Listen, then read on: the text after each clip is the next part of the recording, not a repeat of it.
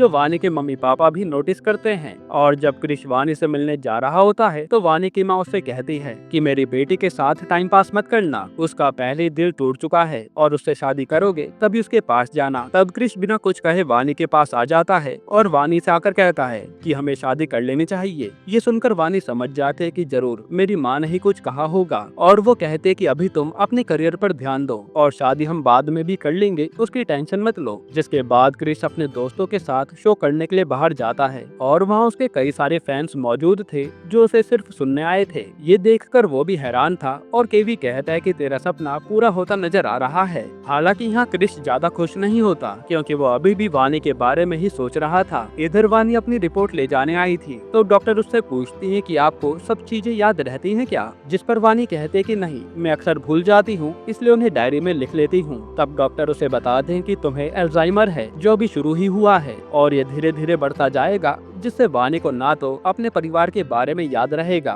और ना ही अपने प्यार के बारे में। ये सुनकर तो वानी के होश उड़ जाते हैं। डॉक्टर कहते हैं कि ये बात अपने पेरेंट्स को बता देना, जो सुनकर वानी चुपचाप चली जाती है। इसके बाद जब अपने टूर से क्रिश वापस आता है तो सीधा वानी से मिलता है और वानी उसका फोन भी नहीं उठा रही थी, इसलिए वो उसका कारण पूछता है। फिर क्रिश कहता है कि जो मुझे चाहिए था मैं उसके करीब पहुंच रहा हूं और मुझे जरा भी सुकून नहीं था क्योंकि तुम मेरे पास नहीं थी, इसलिए तुम मेरे साथ रहा करो, मुझे अच्छा लगता है। और वो कहता कि हम दोनों साथ में ही आगे बढ़ेंगे। यहाँ क्रिश को खुश देखकर वानी अपनी बीमारी के बारे में बता नहीं पाती। फिर अगले दिन जब वानी अपनी जॉब पर आती है तो उसे वहाँ महेश मिलता है, जो देखकर वानी भी हैरान थी। फिर लोग बताते हैं कि महेश की कंपनी ने इस मीडिया हाउस में फंडिंग की है, यानी महेश वानी का बॉस बन गया। जिसके बाद वानी सीधा क्रिश के पास आ जाती है और क्रिश आज अपने इंडिया टूर के लिए निकल रहा था। तब यहाँ वानी उदास बैठी होती है और कहती है कि मैं अपनी नौकरी छोड़ दूंगी, लेकिन फिर एकदम से वो क्रिश का सामान पैक करने लगती है, जो देखकर क्रिश भी हैरान था क्योंकि थोड़ी ही देर पहले ही वानी ने क्रिश का सामान पैक किया था। तब क्रिश उससे पूछता है कि ये तुम दोबारा क्यों कर रही हो? इस पर वानी भी बहाना बना देती है कि मेरे दिमाग से निकल गया और कुछ नहीं।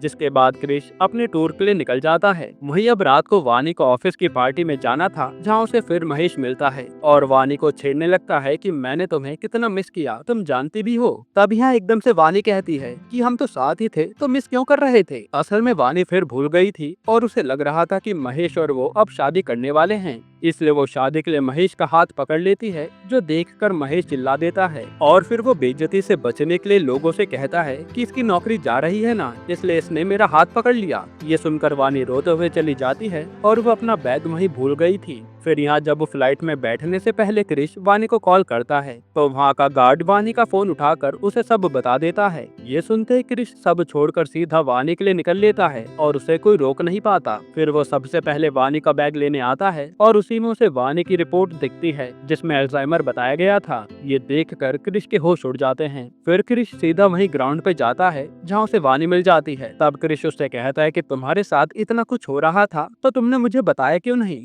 जिस पर वानी कहती कि तुम मुझसे दूर चले जाओ क्योंकि मैं जल्द ही सबको भूल जाऊंगी और हमारा साथ में कोई फ्यूचर नहीं है। लेकिन क्रिश कहता है कि नहीं, मैं तुमसे हमेशा प्यार करता रहूंगा चाहे कुछ भी हो जाए और हम तुम्हारा इलाज जरूर कराएंगे। जिसके बाद क्रिश वानी को इलाज के लिए लेकर जाता है और वानी के पेरेंट्स भी आए हुए थे। तब डॉक्टर बताते कि हमने दवाई तो शुरू कर दी है, लेकिन वानी को किसी शांत जगह पर जाना होगा जिससे उसके दिमाग पर जोर कम पड़े। ये सुनकर क्रिश इसके लिए मान जाता है और वानी के परिवार वाले भी उसे नहीं रोकते। जिसके बाद वानी क्रिश के साथ शहर से दूर चली जाती है और यहाँ ये लोग सिर्फ गाना बनाते और एंजॉय करते थे और वानी हर समय क्रिश के साथ खुश थी। फिर एक दिन क्रिश पर उसके दोस्तों का कॉल आता है जो कहते हैं कि भाई तुझे यहाँ की जनता काफी याद कर रही है, इसलिए तू यहाँ आ जा, तेरी परफॉर्मेंस होनी बाकी है। लेकिन क्रिश मना कर देता है कि वानी को अभी मेरी बहुत जरूरत है। साथ ही क्रिश केबी से कहता है कि विनीत से बात कर, अगर उसे कोई गाना चाहिए तो मैं दे दूंगा, बस मुझे पैसों की जरूरत है। तब ये बात वानी भी सुन लेती है और क्रिश से कहती है कि मेरे लिए अपना सपना बर्बाद मत करो, तुम्हें वहाँ जाना ही चाहिए। जिस पर क्रिश कहता है कि अगर तुम भी साथ चलोगी तो मैं जाऊंगा। फिर ये लोग सीधा क्रिश की परफॉर्मेंस के लिए आ जाते हैं, जहाँ क्रिश जैसे ही परफॉर्म करने जाता है वहीं महेश वानी से बात करने लगता है, जो इस शो का स्पॉन्सर था, और वो उससे कहता है कि मुझे लगता है तो मुझे भूल नहीं पा रही। तब वानी भी एकदम से पुरानी यादों में चली जाती है और कहती है कि मैं तुम्हें कभी भूलना ही नहीं चाहती। तब महेश वानी को सीधा पास के ही रूम में ले जाता है उसका फायदा उठाने के लिए। वहीं परफॉर्मेंस के दौरान क्रिश की आंखें वानी को ही ढूंढ रही थी। अब यहाँ जैसे ही महेश वानी के साथ कुछ करने वाला था, तभी वहाँ क्रिश आकर वानी को बचा लेता है और महेश को खूब मारता है। पर यह हैरानी वाली बात तो ये थी कि वानी क्रिश को ही चाकू मार देती है कि मेरे महेश से दूर रहो। ये देखकर क्रिश समझ जाता है कि वानी अपनी यादें भूल रही है। तब किसी तरह क्रिश वानी को संभालता है। फिर यहाँ क्रिश के पापा भी आते हैं जो अब शराब की लत छोड़ चुके थे, और वो क्रिश से अपनी गलती की माफी मांगते हैं कि मैंने शराब को हाथ लगाकर गलती कर दी थी। तब क्रिश भी उन्हें माफ कर देता है। फिर अगले दिन जब वानी क्रिश के पास आती है तो कहती है कि चलो आज तो तुम्हारा शो है ना, लेकिन क्रिश बताता है कि वो तो कल हो गया और काफी अच्छा गया। असल में वानी अब छोटी बातें भी भूलने लगी थी। इसके बाद क्रिश एक नया गाना बनाने की सोच रहा था, जिस पर वानी कहती है कि मैं एक ऐसा गाना लिखूंगी जो हर किसी के दिल को छू जाएगा। वहीं क्रिश सीधा उस महेश से माफी मांगने जाता है, क्योंकि क्रिश की पिटाई के बाद वो इनके बैंड के स्पॉन्सर को बंद कर रहा था। लेकिन यहाँ केवी साफ मना कर देता है कि माफी मांगने की कोई जरूरत नहीं है, और क्रिश आज पहली बार किसी से माफी मांगने जा रहा था, जो देखकर ये लोग भी हैरान थे। फिर केवी क्रिश से कहता है कि तू आने वाला रॉक स्टार है, पर उस वानी को उसके माँ बाप के पास छोड़ दे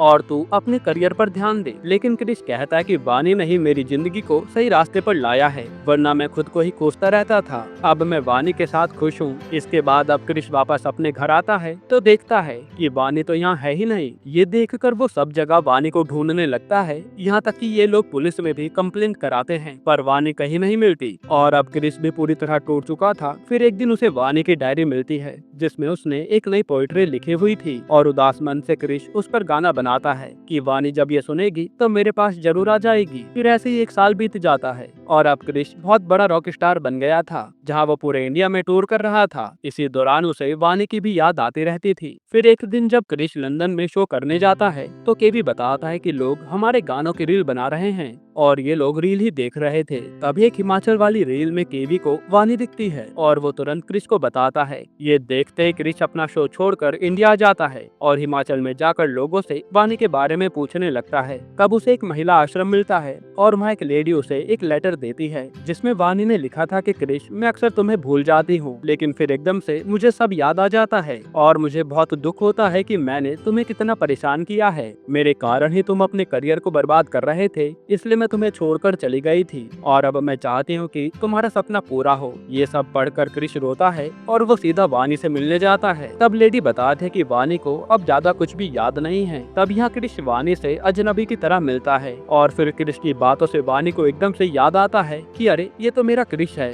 जिसके बाद क्रिश वानी को यहाँ से अपने साथ ले जा लेता है और ये दोनों शादी कर लेते हैं। हालांकि क्रिश ने वानी के लिए अपना करियर नहीं छोड़ा, और उसने पूरे घर में वानी के लिए बोर्ड लगा दिए, जिसमें सब कुछ लिखा था, ताकि वानी आगे कुछ भी ना भूले। यहीं पर ये मूवी खत्म होती है। दोस्तों, आपको ये मूवी कैसी लगी हमें कमेंट में बताना। और अगर मैं छोटा सा रिव्यू दूं तो मुझे तो ये मूवी काफी पसंद आई, जहां पर हर एक इमोशन आपके दिल को छू जाएगा, और इसमें दोनों एक्टर्स ने काफी अच्छी एक्टिंग की है। बाकी आपको कहानी कैसी लगी कमेंट में बताना, और इसके अलावा आप कौन सी मूवी या सीरीज का एक्सप्लेनेशन चाहते हैं वो भी कमेंट करना। बाकी अगर आपको हाल ही में आई एक कमाल की मूवी देखनी है तो आप ये वीडियो देख लीजिए।